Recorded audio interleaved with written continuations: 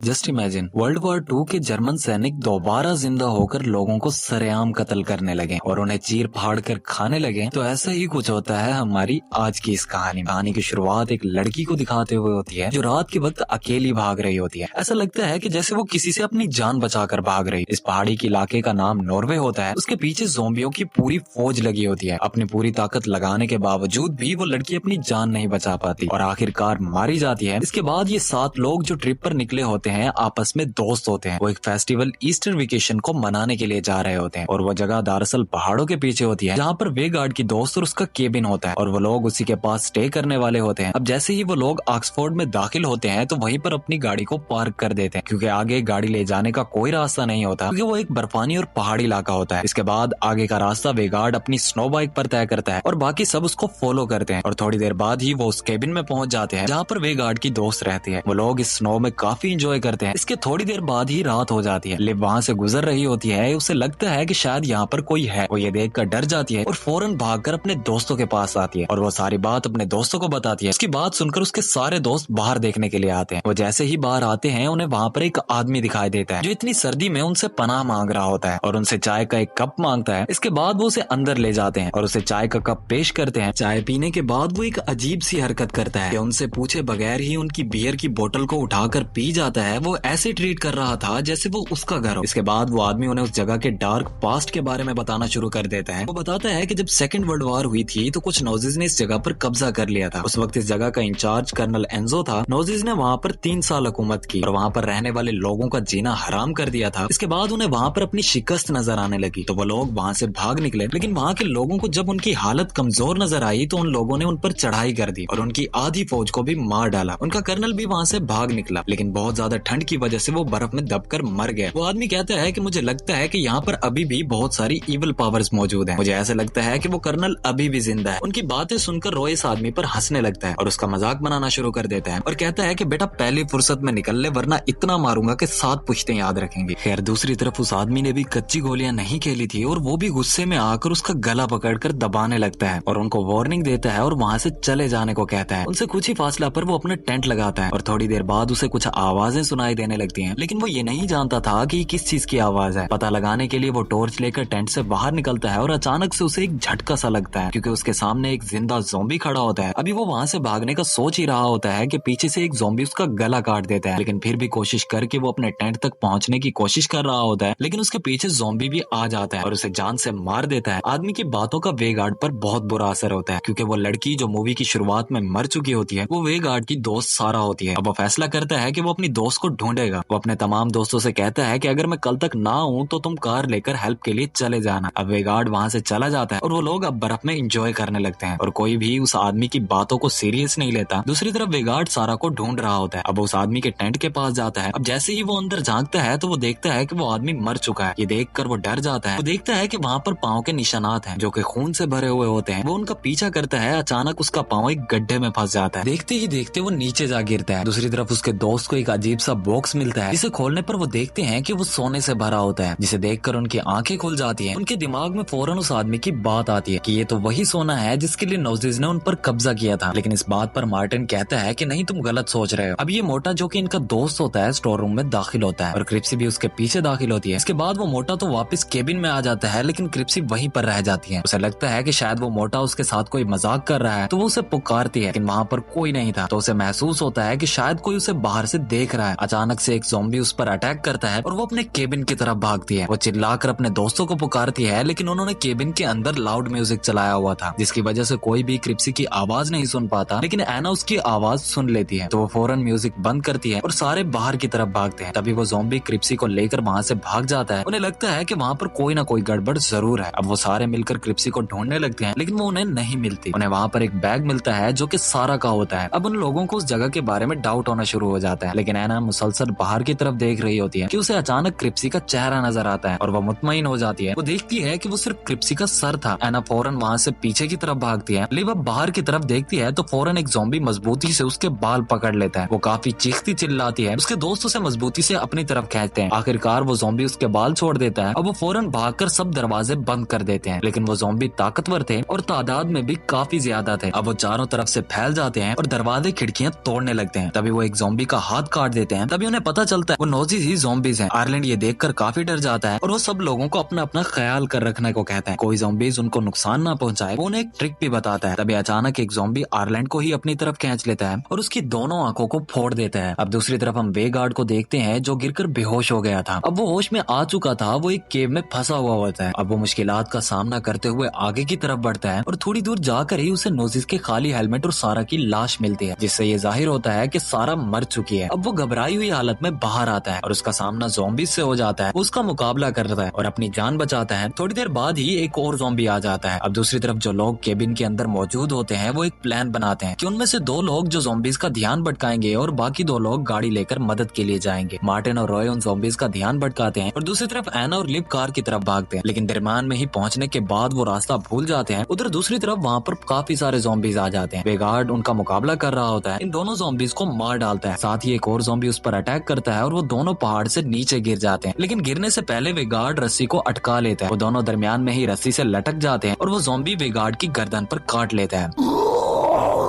लेकिन फिर भी वो अपनी जान बचा लेता है और ज़ॉम्बी को नीचे गिरा देता है और ऊपर की तरफ बढ़ते हुए अपनी जान बचा लेता है। दूसरी तरफ एना और लिव भी ज़ॉम्बीज का मुकाबला कर रही होती हैं, लेकिन लिव ज़ॉम्बीज का ये अटैक बर्दाश्त नहीं कर पाती। ज़ॉम्बीज उसे पकड़कर चीर फाड़ देते हैं, लेकिन मरने से पहले वो इलेक्ट्रिक स्ट्रिक से ब्लास्ट करके आधे ज़ॉम्बीज को मार देती है। ये देखकर उन ज़ॉम्बीज का कर्नल हजब भी वहाँ पर आ जाता है। अब वो वहाँ पर टॉप पर खड़ी होती है और सोच रही होती है कि किससे हेल्प मांगे। जब उसके सामने उसे कुछ समझ नहीं आता तो वो बर्फ को तोड़ना शुरू कर देती है और वो ज़ॉम्बी दोनों ही नीचे गिर जाते हैं। उसकी जान तो बच जाती है, लेकिन वो बेहोश हो जाती है। कुछ ही देर बाद उसे होश आता है और वो बर्फ के नीचे दबी हुई होती है। एक ज़ॉम्बी भी वहाँ पर होता है जो उसकी तरह बर्फ के नीचे दबा होता है। वो बगैर वक्त जाया किए उसे मार डालती है और वहाँ पर वेगार्ड, जिसकी गर्दन काफी जख्मी होती है, वो अपनी गर्दन पर टांके लगाने लगता है और अपने जख्म को बंद करने लगता है। उसके बाद वो अपनी बंदूक निकालता है और स्नो बाइक पर लगा देता है और उन ज़ॉम्बीज को मारने के लिए निकल पड़ता है। मार्टिन और रॉय जो कि केबिन के अंदर छिपे हुए होते हैं, मार्टिन अब एक ब्लास्ट को बाहर फेंकने की कोशिश करता है, लेकिन वो उनके केबिन में ही गिर जाता है और हर तरफ आग लग जाती है। इस आग से बचने के लिए वो दोनों घर से बाहर निकलते हैं। इसके बाद वो एक शेड की तरफ जाते हैं। वो शेड में बहुत सारे औजार नजर आते हैं। वो डिसाइड करते हैं कि इनकी मदद से वो ज़ॉम्बीज का मुकाबला करेंगे। वो जैसे ही बाहर निकलते हैं तो ज़ॉम्बीज की फौज उनके सामने होती है। उन्हें हथियारों की मदद से वो उन ज़ॉम्बीज का मुकाबला करना शुरू कर देते। एक ज़ॉम्बी मरता है तो पीछे से एक और निकल आता है। ठीक इसी वक्त वेगार्ड भी वहाँ पर पहुंच जाता है और वो अपनी मशीन गन से सारे ज़ॉम्बीज को मारने लगता है। इसके बाद ज़ॉम्बीज आते जाते हैं और वेगार्ड उनको मारता जाता है, लेकिन इसके बाद बहुत सारे ज़ॉम्बीज एक साथ मिलकर उस पर हमला कर देते हैं। आखिर में वेगार्ड भी मारा जाता है। इस सारे आलम को देखकर मार्टिन और रे को बहुत ज्यादा गुस्सा आता है और वो उन्हें अंधाधुंध मारना शुरू कर देते हैं। तभी वहाँ पर एना आ जाती है। मार्टिन का मुंह दूसरी तरफ होता है। उसे लगता है कि शायद उसके पीछे कोई ज़ॉम्बी है, तो वो फौरन पीछे की तरफ अटैक करता है। वो काफी जख्मी हो जाती है। वो ये देखकर दोस्त की मौत, उसका दिल टूट जाता है। उसके सामने काफी सारे ज़ॉम्बीज की फौज खड़ी हो जाती है। वो उन पर गोलियां चला रहा होता है। उनमें से एक ज़ॉम्बी उसके हाथ पर अटैक कर देता है। जब ज़ॉम्बी उसके हाथ पर काट रहा होता है तो उसे फौरन बूढ़े आदमी की बात याद आ जाती है। तो वो अपना हाथ काट देता है। हाथ काटने के बाद वो काफी खुश नजर आता है। अचानक एक ज़ॉम्बी उस पर अटैक करता है, लेकिन वो फिर भी अपनी जान बचा लेता है। अब सारे ज़ॉम्बीज मर जाते हैं और सिर्फ उनका कर्नल हर्जोग बच गया था। वो कहते हैं कि इसे भी मारकर वो वहाँ से चले जाएंगे, लेकिन अचानक कर्नल कुछ पढ़ने लग जाता है, जिससे सारी जमीन जलजले की तरह कांपने लगती है और एक एक करके सारे ज़ॉम्बीज बाहर निकल आते हैं। उनको लगता है कि शायद अब वो नहीं बच पाएंगे। वो दोनों वहाँ से भागने लगते हैं। कर्नल हथौड़ी उठाता है और इधर से रॉय का पाँव एक झाड़ी में फंस जाता है और कर्नल उसके पास पहुंचकर उसके मुंह पर हथौड़ी मारता है और हथौड़ा लगते ही वो अपना बैलेंस खो देता है। उसके पेट में एक टहनी घुसने की वजह से उसकी मौत हो जाती है। वो फौरन रॉय के पास जाता है और उसकी जेब से एक घड़ी निकालता है, तो वो फौरन सोच में पड़ जाता है और केबिन की तरफ भागने लगता है। वो देखता है कि केबिन बुरी तरह से जल चुका होता है, तो वो फौरन गोल्ड से भरा हुआ बॉक्स उठाता है और कर्नल के हवाले कर देता है।